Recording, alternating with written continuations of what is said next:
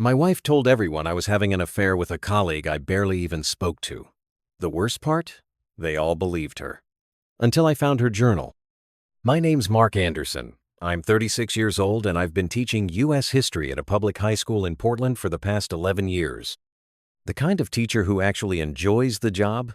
If you can believe it, world wars, civil rights movements, constitution debates, I live for that stuff. My students might roll their eyes when I ramble about the Federalist Papers, but they listen because I care. Outside the classroom, my life used to be simple. Routine. I'd leave work around 4:15. Stop by the same grocery store off Burnside. Maybe pick up a bottle of red if my wife had a tough week. Her name's Stephanie. She worked in PR, the kind of woman who walked into a room and everyone noticed. Sharp suits, sharper tongue. But I loved her. We'd been married for 8 years. No kids not yet. She said she wanted to wait until her career stabilized. I didn't push. I was patient. I thought that's what good husbands did. We lived in a little Craftsman in the Northeast, one of those cozy houses with too many bookshelves and a mismatched couch we could never agree to replace. I thought our life was solid. Not perfect, but real. Until the day my brother pulled me aside after a family barbecue and said quietly, "Hey, is it true? About you? And that other teacher?" I blinked. "What are you talking about?" And that was the moment the floor started to crack beneath me. I laughed at first, a dry, confused sort of laugh. "No, Brian, that's not true. Who told you that?" He hesitated, looked down at his beer like he was hoping the label might distract him. "Stephanie," he said. "She told Mom, and she told Aunt Karen. They said you've been sleeping with a teacher from your school. Sarah something? Sarah Whitmore. Married, 3 kids, PTA president, the most by-the-book person I know. She once filed a formal report because a vending machine on campus carried an energy drink with too much caffeine." My mouth went dry. "That doesn't make any sense," I said. "That's a lie, an actual, deliberate lie." Brian didn't look convinced. Not entirely. And that's when I realized he already wasn't sure what to believe. By Monday morning, the shift was unmistakable.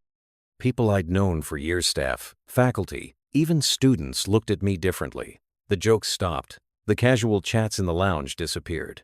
When I walked into the main office, the conversation died. Principal Gomez called me in that afternoon. He was polite, too polite, said he just wanted to have an informal check-in. "We've heard a few concerns," he said, folding his hands, "about your interactions with a colleague.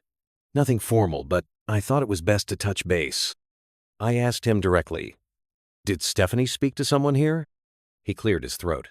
"I can't disclose that, but it may help to set boundaries while this clears up." "Clear up what? A lie?" That night, I confronted Stephanie. She didn't deny it. She cried. Big, dramatic, mascara, down the cheeks. Kind of crying. "You've been distant, Mark. Cold. I saw the way you looked at her." "What are you talking about?" I said, stunned. "I've never even had a full conversation with her outside staff meetings." "Well, it felt like something," she said, voice trembling. "And feelings matter too." I stood there in our kitchen, hands still gripping the grocery bag I hadn't even had time to unpack. Inside was her favorite wine, a peace offering for an argument I thought we'd have about laundry. I wasn't prepared for this. She told me she wanted space, said she needed time to think. By Friday, I was sleeping on my brother's couch, and by the following Tuesday, I found out half our friends had already picked sides. Spoiler alert. It wasn't mine. Even poor Sarah had been blindsided. Her husband nearly filed for separation until she pulled their text history to prove they'd only ever exchanged 4 work-related messages in 6 months. The damage was done.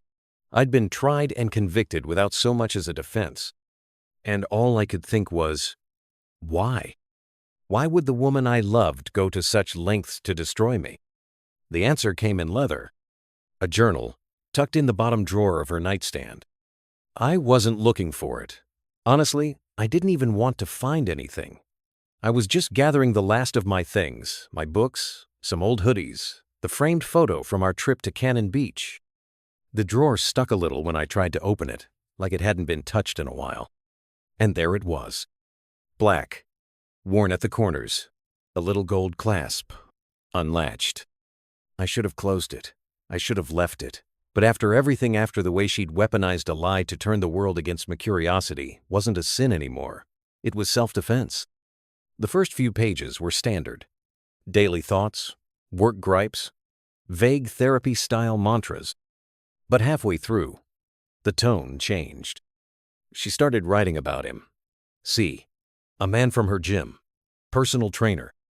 There were details, intimate ones, about their accidental flirtations, the times he spotted her during squats, how he understood her in a way Mark never could. My stomach turned. Entry after entry, the affair unfolded in ink dates, places, feelings, but what stopped me cold was what came next. Told Mom today that Mark's been acting suspicious. Planted the seed. Looked up signs of cheating online. Will discover a receipt next week from that school trip. Need to make this believable. Picked Sarah because she's too boring to fight back. People will assume it's true, because it's her. She planned it. All of it. Every fake tear. Every sideways glance at dinner parties. Every lie whispered in just the right ears. The goal is clear, she wrote. Control the narrative, win the divorce, keep the house. And if I play this right, everyone will pity me. There was even a line that chilled me more than anything else. No one will question why I'm asking for everything. He'll be the villain by then. I sat on the edge of our herb, the journal open in my lap, and I couldn't move. She didn't just lie. She strategized, she studied, she weaponized empathy.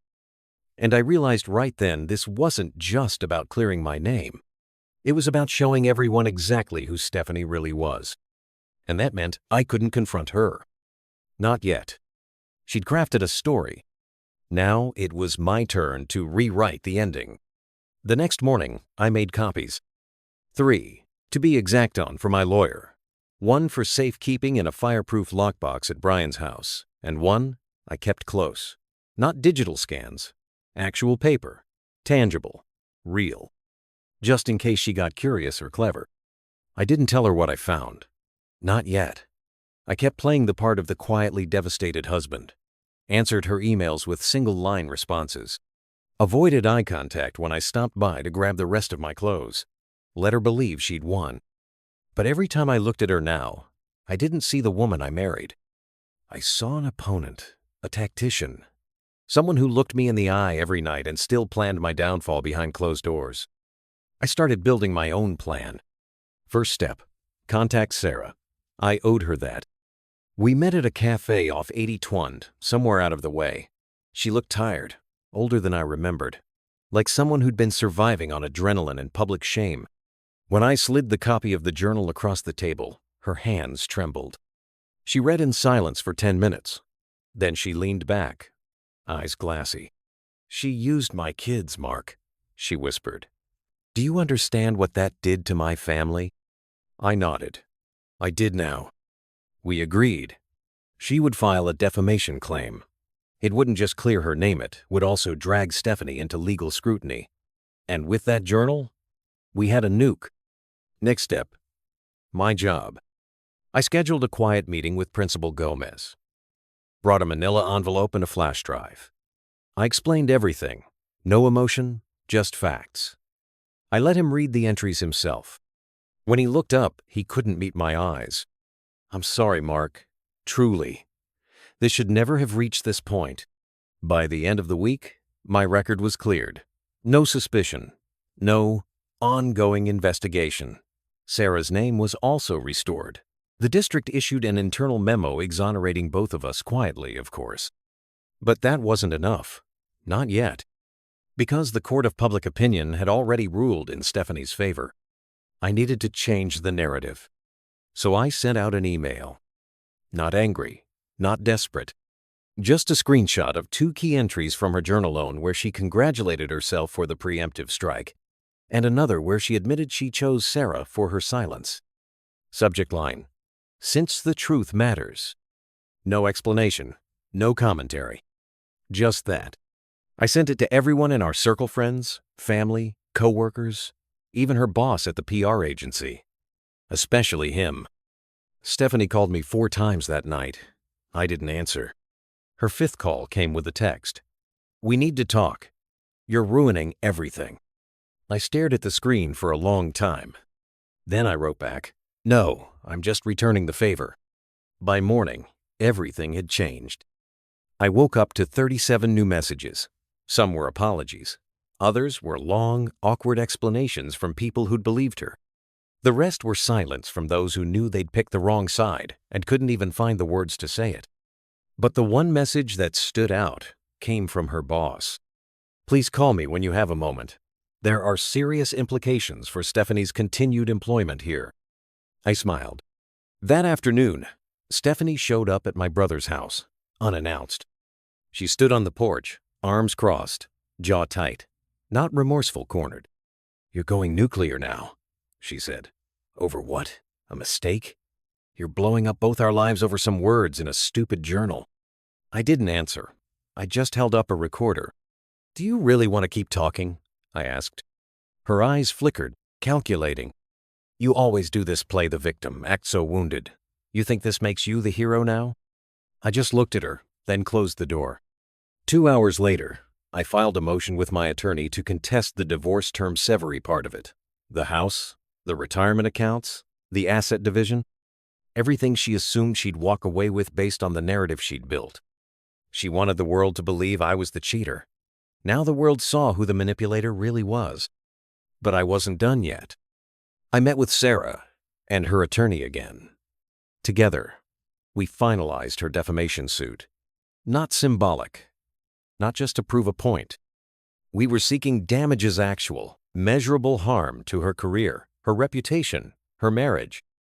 The journal was Exhibit A, but I had Exhibit B, a recording. 2 days before Stephanie went public with her story, she'd made a call to a friend. That friend, someone I barely knew, reached out to me after reading the email, said she felt sick.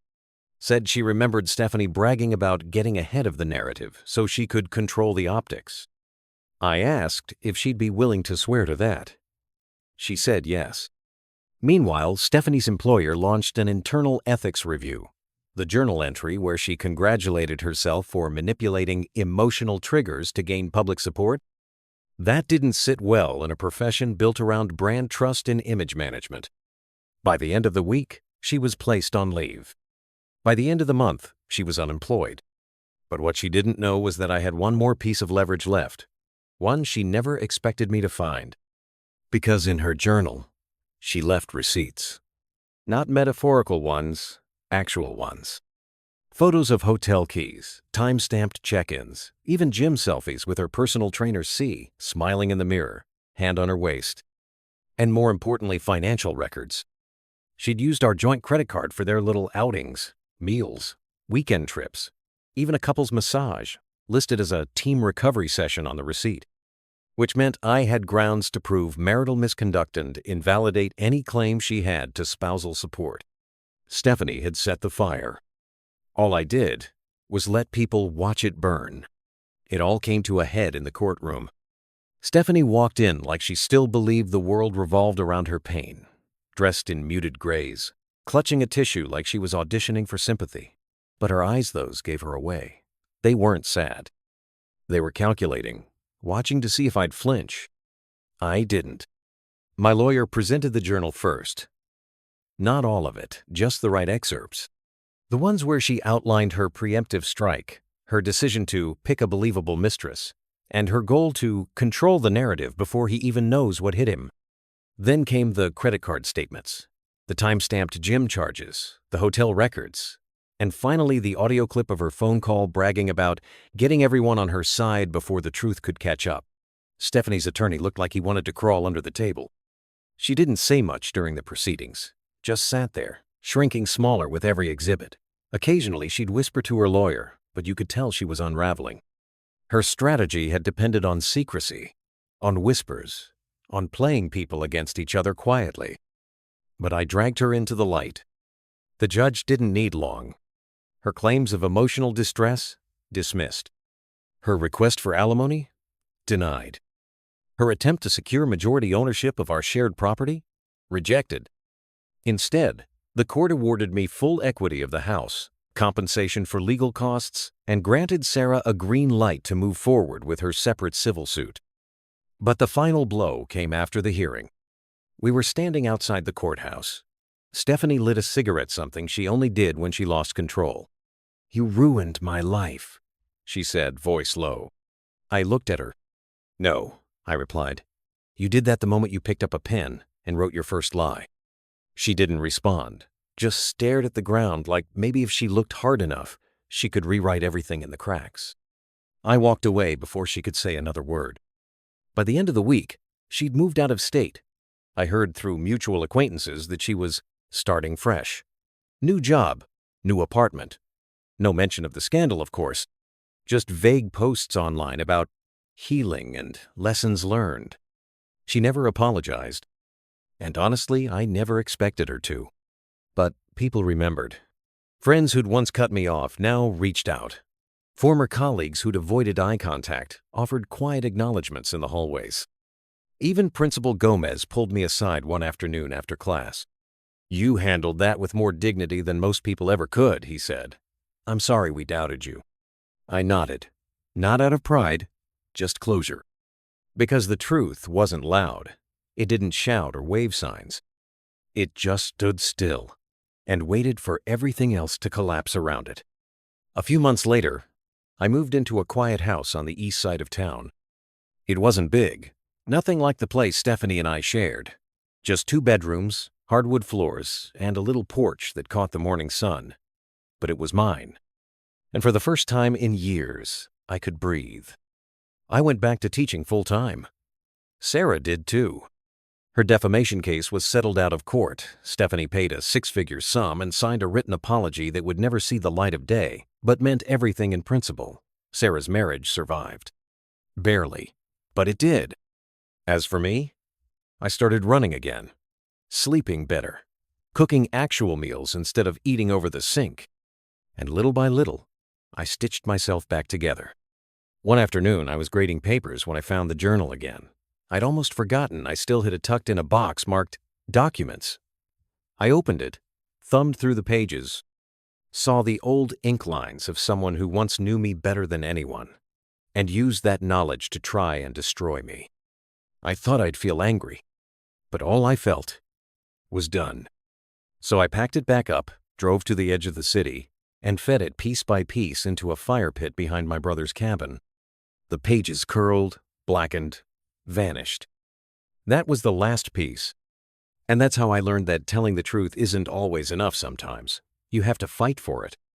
Did this story hit home? What would you have done in Mark's place? Drop a comment below. I read every one.